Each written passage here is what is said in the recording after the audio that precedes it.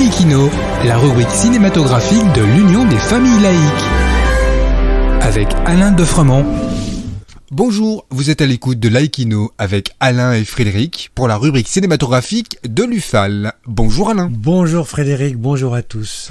Le jeune réalisateur canadien Xavier Dolan a mis sa carrière cinématographique entre parenthèses pour produire et réaliser une série télévisée. Véritable prodige du cinéma, ce jeune réalisateur, 33 ans à peine, a écrit et réalisé de nombreux films qui ont été récompensés dans les festivals.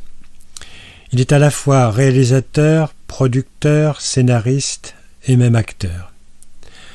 À son palmarès, déjà 8 longs-métrages dont J'ai tué ma mère, Les amours imaginaires, Laurence Anyway, Mommy, Tom à la ferme, Mathias et Maxime.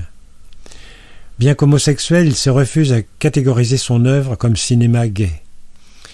Il aborde souvent dans ses créations les tourments familiaux, l'attachement combatif à la mère, les difficultés de vivre et de s'insérer au monde. Récemment, on l'a vu dans le rôle de Nathan d'Anastasio dans le film de Xavier Giannoli, Illusion perdue.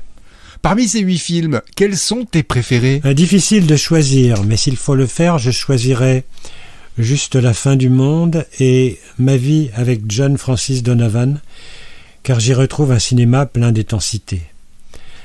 Ma vie avec J.F. Donovan, sorti en 2018, est mon préféré, car c'est celui que je trouve le plus abouti. Néanmoins, il n'a pas connu le succès à sa sortie. Le film comporte 3 niveaux d'histoire.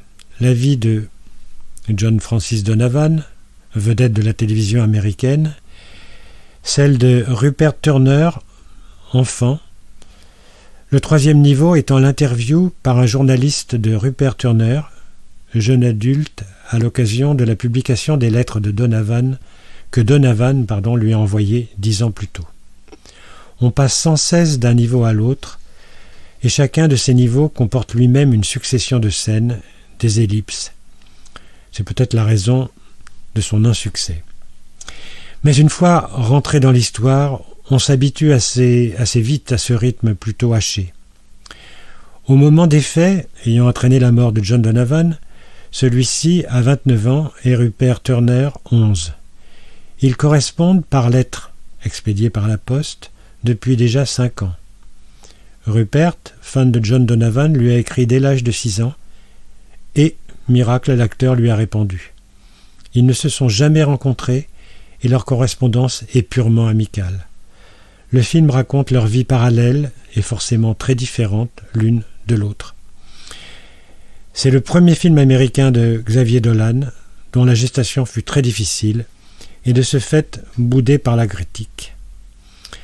Juste la fin du monde, sorti en 2016, avec un casting haut de gamme, Gaspard Ulliel, Léa Seydoux, Vincent Cassel, Nathalie Baye, Marion Cotillard.